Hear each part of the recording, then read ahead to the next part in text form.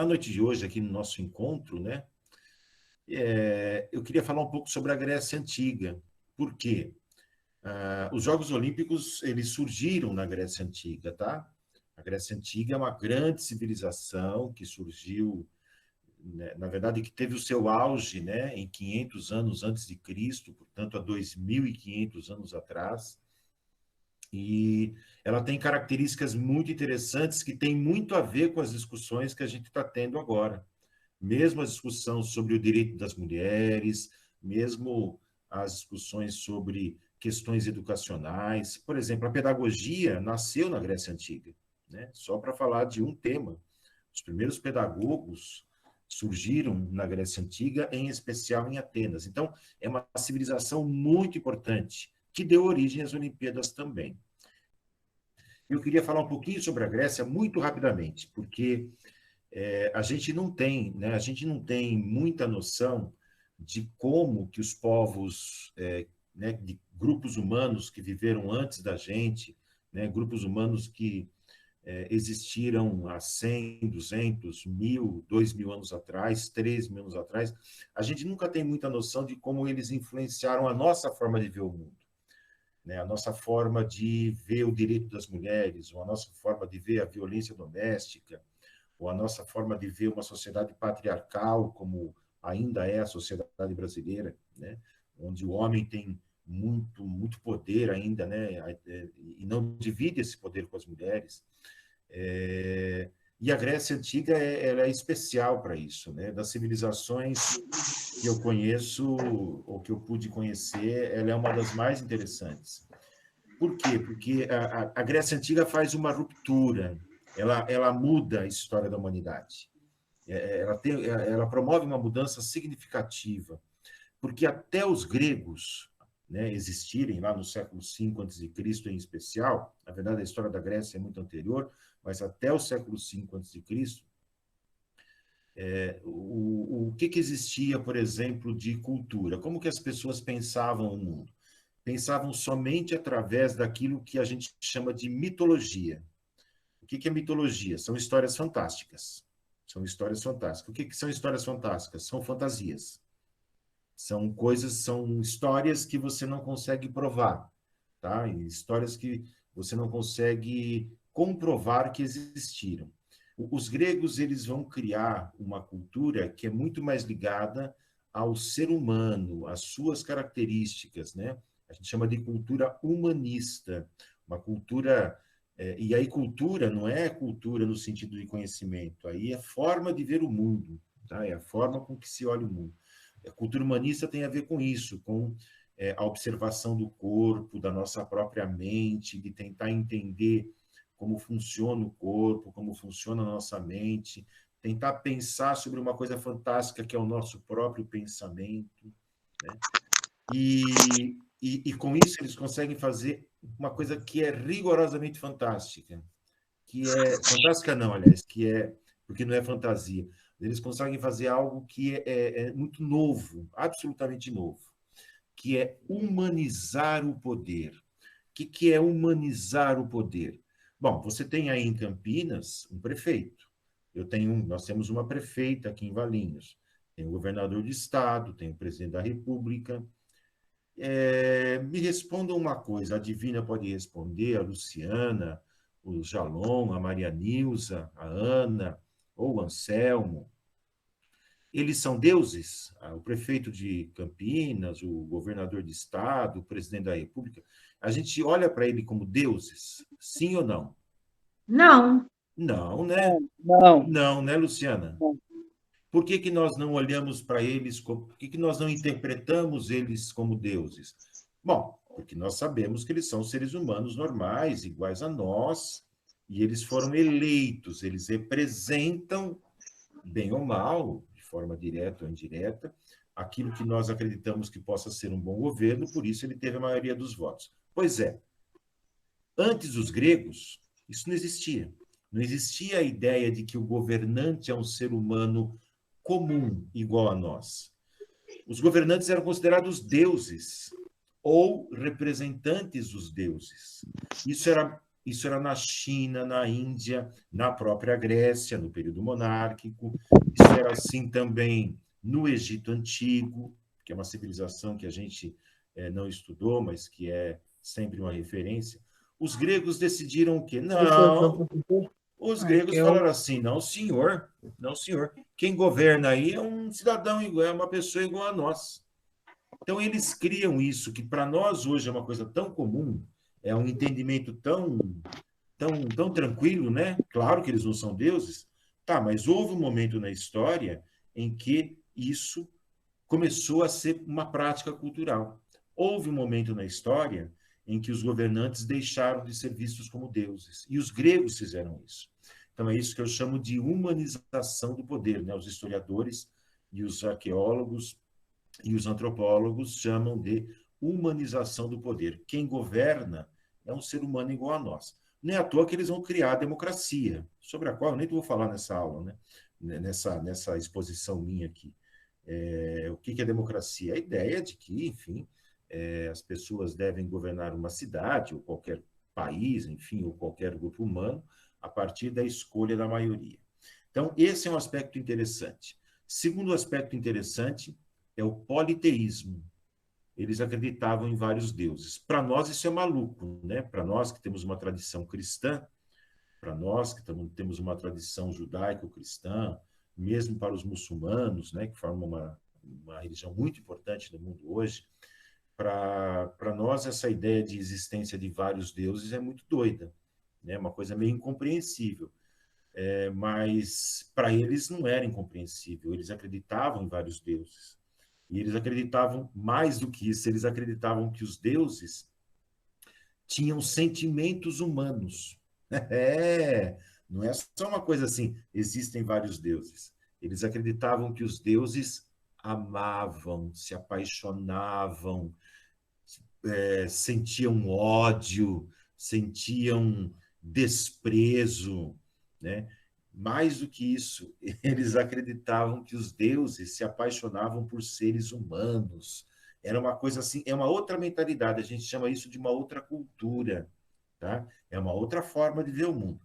E nós, historiadores e cientistas e antropólogos, enfim, todos aqueles que estudam a história da humanidade, a gente costuma dizer o seguinte: olha, eles não são melhores do que. Essa forma de ver o mundo não é melhor do que a nossa, mas também não é pior.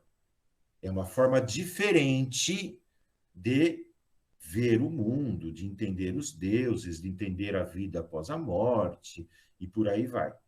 Então, é preciso entender isso para entender os gregos, entender que eles acreditam em vários deuses. E, obviamente, que para nós é um pouco difícil, né, de entender um mundo como esse, nós que temos uma tradição monoteísta. Mas os gregos eram assim, tá? De forma geral, tá, gente? Estou sendo bastante resumido aqui, estou resumindo bastante aqui essa explanação para não ficar até as 2 da manhã aqui com vocês, tá? Então, alguns aspectos gerais aí para entender as próprias Olimpíadas, para entender a questão dos esportes, dos jogos, né? Para entender o porquê que tem Jogos Olímpicos, né? Porque Jogos Olímpicos, a gente vai ver, tinha uma função religiosa, além de ter também uma função na guerra, tá? Jogos Olímpicos não era algo só para reverenciar os deuses, não. A Grécia Antiga também viu nascer o quê? O nascimento da filosofia. Oh, o que é a filosofia, Maria Nilza? Filosofia, o que vocês acham que é filosofia? Jalom, o que você acha que é filosofia? O que você acha que é filosofia, Marinês? Vocês estão quietinhos aí. O que é filosofia? Vocês querem dar uma pitada de opinião aí, que será um prazer. O Neto quer ouvir, a Larissa também. Luciana, o que você acha que é filosofia? É como se fosse uma história, né? Né, Rogério? É uma história que a pessoa conta, né? Pode ser também. Na verdade, a gente pode ser mais preciso do que isso, mas pode ser isso também. Divina, Carlos Souza, o que você acha que é filosofia? Pode falar, filho. Boa noite a todos. Boa noite. Eu acredito que filosofia é um modo de vida, de segmento, né? Que as pessoas procuram seguir, né? Então, eu tenho um pouco de... Eu acho que é um pouco isso. Não, perfeito. Também é um entendimento bastante significativo e correto, viu, Carlos? Então, a filosofia aí está no entendimento do Carlos, é uma forma de vida, uma forma de encarar a vida, ensinamentos, né? Ou seja, uma postura perante a vida. O Carlos está certíssimo, a Luciana também. Né? Pode ser história, pode ser isso que o Carlos falou. A filosofia é bem mais complexa do que isso, na verdade, mas ela gera e ela gerou, né, esses entendimentos importantes que vocês citaram, que são muito pertinentes e corretos, tá? A filosofia, na verdade, ela nasce de uma curiosidade humana, né? Que curiosidade humana é essa? A curiosidade de tentar explicar as coisas do mundo. Porque eu vou pegar um exemplo agora que acho que a Divina comentou e também a Adneide, né? Por qual motivo a gente acha, a gente acredita, nós acreditamos que seja incorreto um adolescente de 15 anos matar o seu próprio pai? Ou, se quiser, por qual motivo nós acreditamos que seja incorreto que um marido seja violento com a sua esposa? Por qual motivo a gente acha isso? Alguém tem alguma pista? Por que a gente acha isso errado? Por que a gente condena? Por que tem lei contra isso? Ou contra a violência doméstica, no caso da Lei Maria da Penha, ou contra o assassinato? Por que a gente acha isso errado? Porque não é certo, não é coisa de Deus. Quando a gente afirma que a gente acredita que algo é errado ou certo, nós estamos partindo de algum parâmetro de valor moral ou de valor ético, seja esse valor moral religioso ou não. No caso da Divina, ela falou sobre um valor religioso, que é legítimo. E a maior parte dos valores que nós temos, eles acabam, né, sempre aparecendo a partir desses valores religiosos. Quando a gente fala sobre algo que é certo ou errado, nós temos aí uma construção que é cultural, está na nossa mente, que a gente aprendeu desde criancinha. Vale lembrar que para um marido agressor, ele acredita que o que ele faz é certo. Ele acredita que ele tenha o direito de ser violento com uma mulher, com a esposa. Vale lembrar isso, que o valor cultural e ético e moral que ele tem na cabeça dá esse direito a ele. Eu não estou dizendo que eu concordo com ele, tá, Divina? Pelo amor de Deus, eu discordo. Mas, olha, então, a filosofia, ela tenta entender, e aí o Edson, o Carlos avançou nisso, a Divina também, tenta entender essa questão de, por exemplo, né, entre tantas outras questões, de como nós construímos valores éticos e valores morais, né, que são duas coisas diferentes, mas que têm uma relação profunda entre elas. Então, esses valores, eles estão internalizados em nós, e nós, obviamente, a partir desses valores, consideramos algo bom ou ruim. Quem é que inaugura essa discussão? Quem é que inaugura essa preocupação filosófica? Os gregos, até porque são eles que criam a filosofia.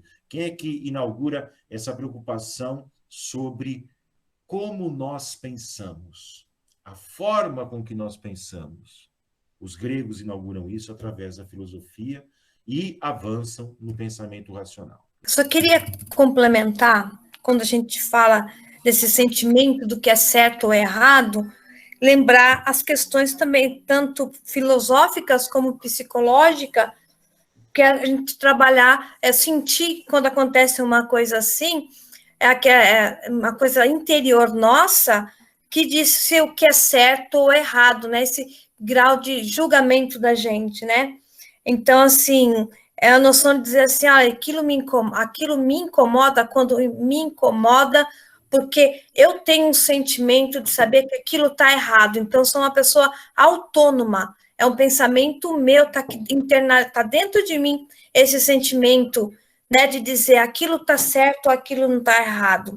Agora, quando eu falo assim, olha, não está certo isso, porque a doutrina religiosa que eu sigo diz não, olho por olho, dente por dente, eu disse assim, amai a todos como eu vos amei, né, dizer alguma coisa, aí eu vou ter essa minha moralidade, não é uma coisa interna minha, eu estou pensando de acordo com aquela doutrina que eu sinto, então eu vou dizer que eu sou heterônimo, esse meu julgar não é uma coisa que eu construí sozinha, que é a minha base minha, né? Eu estou fazendo, mas porque antigamente dizia assim, porque se eu não fizer isso, se eu bater no meu irmão, a professora vai me pôr de castigo, se eu não for trabalhar hoje, eu vou ficar com falta, vai descontar no meu salário, então, eu mesmo não querendo, eu tenho que trabalhar, ou eu não vou fazer uma coisa que é errada, não vou roubar, não vou bater, porque Deus castiga, ou quando eu morrer, eu vou para o inferno, alguma coisa assim, né? Então, essas coisas filosóficas, esses sentimentos, né, também tem essa moralidade nossa, também tem a influência do que, quando é uma coisa que eu sei, que está interno dentro de mim, né, que eu vou adquirindo de acordo com o meu amadurecimento, não é? Então, se a pessoa fala assim, olha, eu estou passando fome aqui, mas se eu for lá roubar, eu vou pelo menos matar a minha fome, mas isso está aqui dentro de mim, né, isso é errado fazer, então, eu não faço, agora eu falo assim, não vou porque eu posso ser preso, né? Então, são sentimentos e graus também dessa nossa moralidade, tá? A questão de, eu não vou passar o sinal vermelho porque eu posso atropelar alguém, ou eu não vou passar o sinal vermelho ou ultrapassar a velocidade porque eu vou pagar uma multa depois quando eu for licenciar o carro, né? Então, é só para complementar isso, assim. Falando genericamente da Grécia, e de Atenas em especial, mas de outras cidades também, os gregos criaram o teatro, tá? Os gregos são os criadores do teatro. Tem grandes autores da literatura que teatralizaram dilemas humanos, né? Os gregos, como se preocupavam muito com os seres humanos, e deixaram, né, de acreditar em alguns aspectos, né, das mitologias mais antigas, eles passam a usar o teatro como uma forma de refletir sobre a condição humana, sobre o sofrimento, sobre a dor, sobre a alegria, sobre o amor, sobre a paixão, esses sentimentos todos que nós temos até os dias de hoje e que nos fazem humanos, né? E que nos fazem humanos. Muito bem. Eu tenho que passar um pouco rápido aí, porque a gente precisa falar de Olimpíadas. É nessa sociedade, é nessa cultura, é nesse contexto que você tem a criação dos Jogos Olímpicos. Então, como na Grécia Antiga, você não tinha um rei que mandasse em todos os gregos, que tivesse o poder entre todos os gregos, não havia um rei. Havia centenas de cidades independentes, tá? Lá no sul da Europa, na Península Grega, existe um país chamado Grécia hoje, mas era bem diferente há 2.500 anos atrás. Havia centenas de cidades independentes, cada cidade tinha o seu governo, tá? Eram as chamadas poleis, né? E uma cidade eles chamavam de polis. Essas cidades tinham seus próprios governos, as mais conhecidas são Esparta e Atenas, e essas cidades, elas viviam em guerra, viu? Para pensar que era uma coisa só pacífica, não, que eles falavam gregos, que eles achavam que, né, até porque todos eles falavam a língua grega e eles se consideravam gregos ou helenos, né, descendentes lá de um único ser,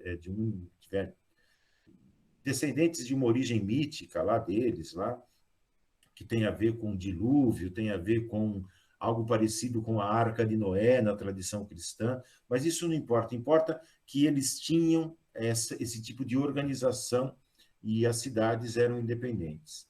E as cidades guerreavam entre si e também cooperavam entre si. Fazia muito comércio, eles eram grandes comerciantes, plantavam trigo.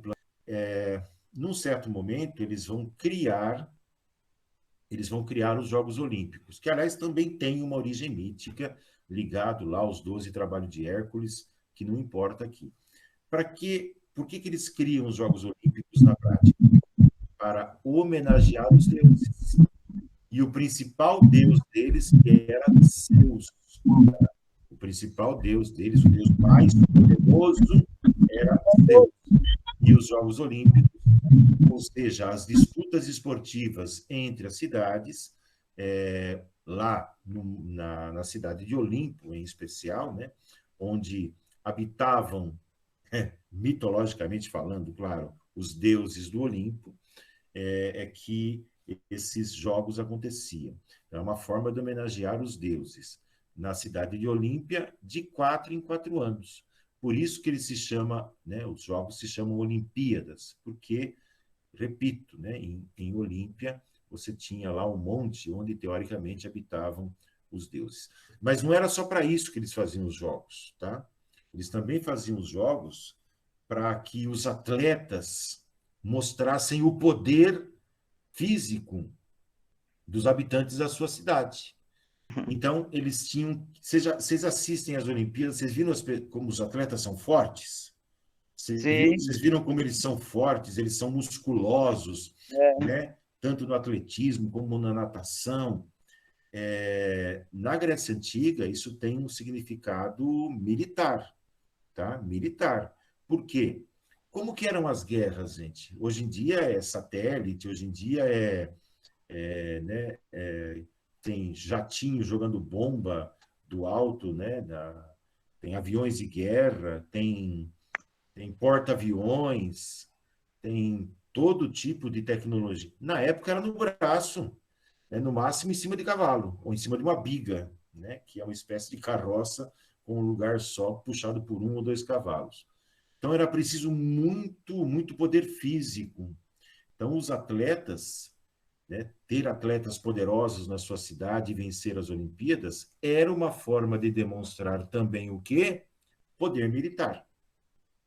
Então eles fazem essa homenagem aos deuses, mas ao mesmo tempo também demonstram para as outras cidades que eles possuem grandes guerreiros, tá?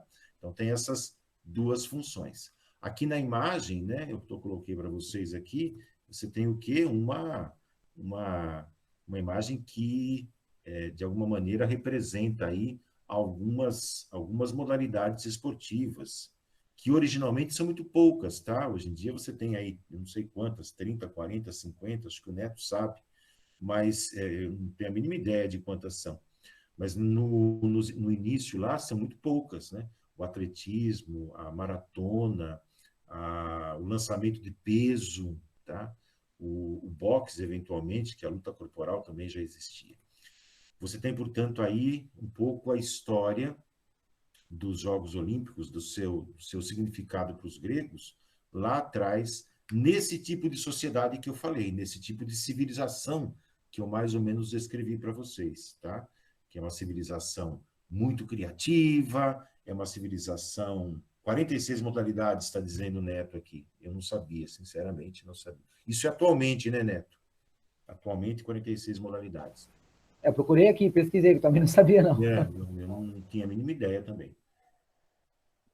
Então, nesse tipo de grupo de civilização, que valoriza o homem, que valoriza a filosofia, que cria a filosofia, na verdade, que valoriza a reflexão sobre o pensamento, sobre a forma de pensar, sobre o ser humano, algo que você não tinha antes, são os gregos que criam isso, né? Que começam a enxergar os seus governantes como seres humanos e não mais como deuses, tá?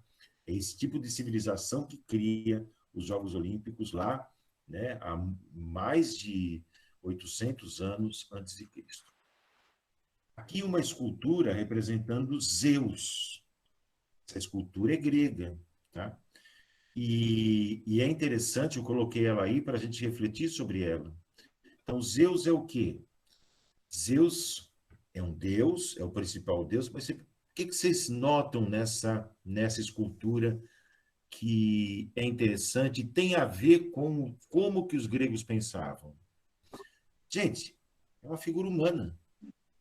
Ele é uma figura humana, porque os deuses gregos foram humanizados. Em qual sentido? No sentido de que eles, como nós, amam, odeiam. Você tem uma ideia? Na mitologia grega, eles se enfiam os deuses gregos, eles influenciam nas guerras. Eles ficam de um lado, ficam de outro. Como tem muitos deuses, né? Tem 4 deuses, por exemplo, você pega na Guerra de Troia, tem alguns deuses que defendem Troia, outros que defendem os gregos que estão atacando Troia. Isso, claro, isso tudo é mitologia, tá, gente? Por favor, não estou falando que isso é história. Mas a figura de Zeus mostra essa cultura humanista, onde os deuses possuem atributos humanos. E é isso que caracteriza essa civilização. Além do que a Divina falou que é perfeito, que é o físico, né? Os gregos vão criar a ideia de que é preciso pensar racionalmente, é preciso filosofar sobre a vida, né? No sentido que o Carlos até comentou aí corretamente, né? E muito bem, e é preciso, né, cuidar da saúde. Tá? Você tem, portanto, aí uma pequena reflexão sobre a questão dessa representação de Zeus. Aqui eu vou passar muito rapidamente, porque realmente, não só porque está no fim, mas porque realmente não dá para ficar explorando. Aqui é uma pintura de um italiano, Luigi Sabatelli, de 1819, portanto, de 200 anos atrás. Ele representa o que aqui, esse pintor? Olha, de 200 anos atrás, hein, gente? Foi ontem, tá? Nós estamos falando da civilização... Parece a imagem de Jesus Cristo, né? A civilização grega é de 2.500 anos atrás. Pode parecer até, viu, Luciana? Mas, na verdade, aqui você tem um Monte Olimpo, e aqui estão todos os deuses, ou, se não todos, a maioria dos deuses, nos quais os gregos acreditavam, tá? E aqui, ó, eu coloquei na imagem seguinte, Zeus aqui, o pai líder de todos os deuses, Atena, deusa da sabedoria, Hermes, né, o protetor dos comerciantes, Apolo, deus da beleza. E por que ele está no papel aqui como se fosse Jesus? Por que será? Por que será? Boa pergunta, Luciana. Essa sua pergunta é brilhante, porque eu ia falar sobre isso. Porque quem pinta, quem faz essa pintura é um cristão. Quem faz essa pintura, o que eu citei agora há pouco, né, o Luigi Sabatelli, ele é um cristão. E a tendência da pintura, no caso do Sabatelli, é representar Deus como Jesus Cristo. Assim como a tendência de quem pintou, por exemplo, Tiradentes no Brasil, no século XIX, acho que foi o Pedro Américo, se não me falha a memória, também é representar Tiradentes como Jesus Cristo. Apesar de uma coisa não ter nada a ver com a outra, concordo contigo, claro que não tem nada a ver. Outra cultura, outra civilização. Mas há uma tendência de você tentar cristianizar os símbolos de outras culturas, no sentido de que elas fiquem parecidas com a sua. Esse Jesus que nós estamos acostumados a ver nas representações de pintura, né? De pintura de artes plásticas, foi um Jesus pintado na Renascença italiana, lá no século XIII, XIV e XV. Jesus Cristo, ele existiu, e onde ele nasceu, não tinha ninguém de olhos azuis, viu, Luciana? O Silas está dizendo uma coisa super importante aqui, exatamente isso, porque é um padrão de beleza, é um padrão que, inclusive, foi criado, foi construído pelos brancos de olhos azuis, dizendo que eles são mais bonitos que nós, que somos morenos. Então, é um padrão, Luciana, construído na Renascença, e o Silas está dizendo que era um padrão para aquela cultura, né? Para aquela cultura que existiu lá. E, para finalizar, para a gente terminar, tá? Olha aqui essa imagem, olha aqui essa imagem. Essa imagem aqui é uma pintura numa ânfora, que nada mais é do que um vasinho de cerâmica. Essa ânfora tem 2.500 anos. Os arqueólogos foram lá na Grécia e encontraram ela existe, materialmente falando. É assim que o arqueólogo trabalha, é assim que o historiador trabalha. E olha o que tem aqui. É uma mulher colocando o quê? Os louros da vitória. Os louros. Bom, E mais não- uma e não a pergunta. grana. Eles eram pelados?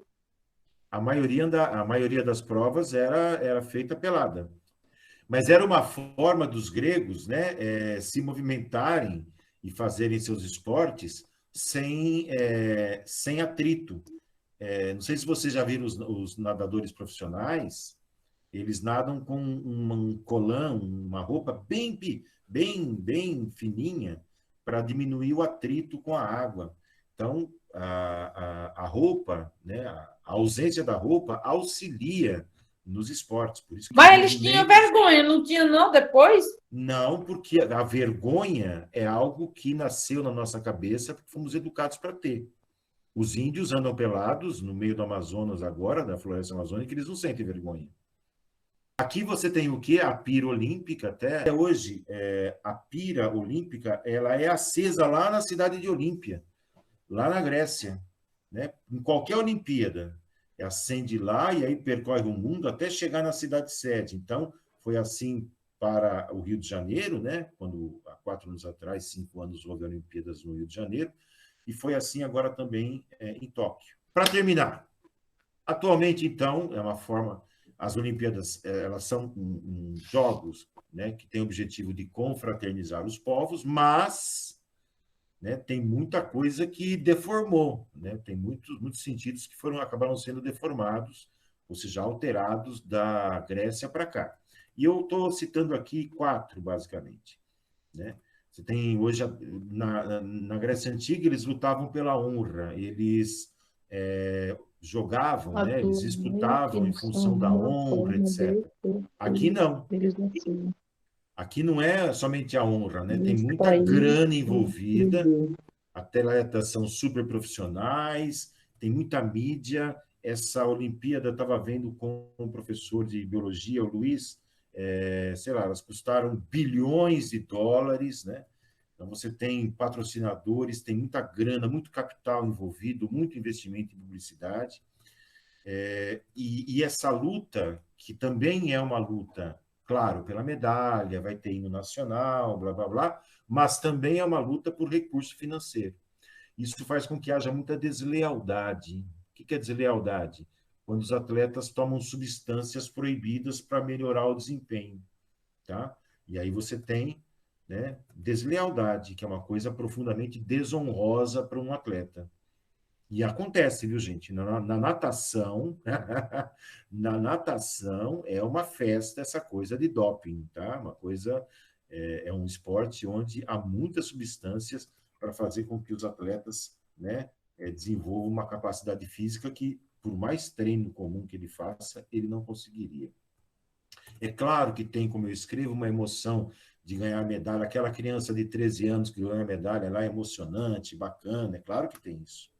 Mas também tem essa coisa de ter muito interesse comercial envolvido, ter muito capital envolvido, muito investimento e muito retorno, viu? As Olimpíadas hoje formam um gigantesco negócio, tá? Além do esporte, que também é uma coisa absolutamente honrosa, bacana, né? Mas tem muita grana envolvida e tem muito, enfim, muito capital, muito investimento e muito retorno.